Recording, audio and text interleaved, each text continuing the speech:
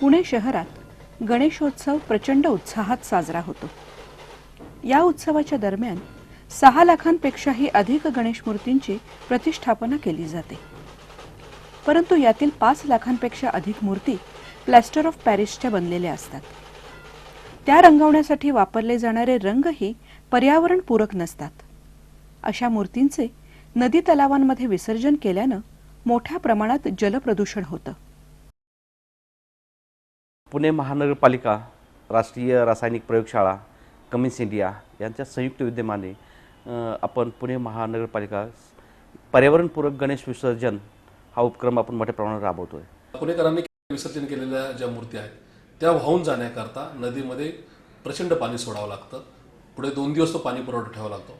आजच्या परिस्थितीमध्ये असं पाणी वापरलं जाणं अर्थात पुढे धोक्याची घंटा आहे। या गंभीर समस्येवर उपाय शोधण्यासाठी कमिन्स कंपनीच्या इंजिनियर्सनी सोडियम बायकार्बोनेट म्हणजे खाण्याच्या सोड्याचे द्रावण तयार करून त्यात प्लॅस्टर ऑफ पॅरिसच्या मूर्तींचे विघटन होते असं सिद्ध केलं।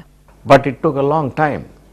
Beyond this, if we have to improve upon this dissolving time, we need a laboratory with higher equipment level and a research capability.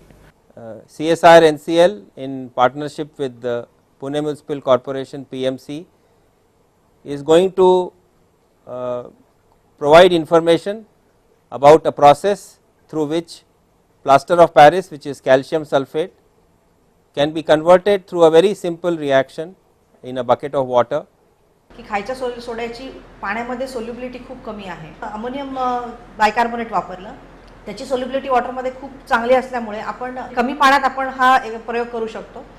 शास्त्रोक्त पद्धतीने घरच्या घरी जर गणेश मूर्तींचं विसर्जन करता आलं तर समस्या मोठ्या प्रमाणात कमी होऊ शकेल।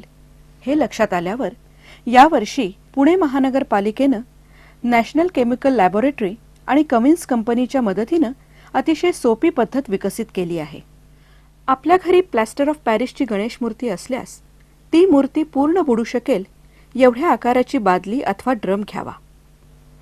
मूर्ती पूर्ण बुडेल एवढे त्यात पाणी घेऊन मूर्तीच्या साधारण वजनाइतके अमोनियम बायकार्बोनेट त्या पाण्यात मिसळावे। हा बेकिंग सोडा आरोग्यास हानिकारक नाही।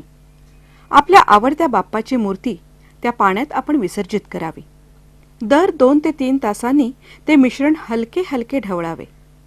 पुढील 36 ते 48 तासांमध्ये मूर्ती द्रावणात पूर्णपणे विरघळते।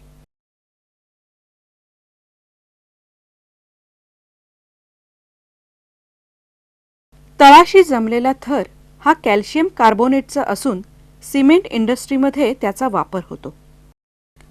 वरती राहिलेले पांढुरके पाणी हे अमोनियम सल्फेट या नावाचे उत्तम खत आहे। ते पाणी झाडांना द्यावे। मूर्तीची विटंबना झाली नाही। पुणेकरांच्या संदर्भातले नदीतलं पाणी वाचलं आणि त्याचबरोबर आपण आपल्या नैसर्गिक आजूबाजूच्या झाडांसाठी एक चांगलं उत्तम खत देऊ शकलो याचं समाधान सुद्धा पुणेकरांना निश्चित लाभेल। विसर्जन करायचंच असेल तर हौदांमध्ये करणे आणि त्यापेक्षाही हौदांपर्यंत सुद्धा न येता आपण घरात करू शकतो अमोनियम बायकार्बोनेटचा वापर करून, आणि तो आपण जो आहे मग नंतर फर्टिलायझर म्हणून वापरू शकतो। यापेक्षा चांगली बाब काय असू शकते। Kindly participate with us and implement and carry out eco-friendly Ganesh immersion. तर मला वाटते की हे क्रांतिकारी पाऊल आपण सगळ्यांनी उचलणे आवश्यक आहे। पर्यावरण असेल, निसर्ग आपण टिकून ठेवलं तर आपण टिकू शकणार आहोत। निसर्गाच्या वर कोणीच नाही। आपल्या बाप्पांचं विसर्जन झाल्यानंतर देखील त्याच्या विभूतीचा उपयोग हा आपल्याला खताच्या रूपाने होणार आहे आणि तो त्यांचा प्रसाद पुनरुपी आपल्याकडेच येणार आहे। Throughout this experiment, we had very good guidance and support from Pune Municipal Corporation, without whose help we would not have, this project would not have seen the solution.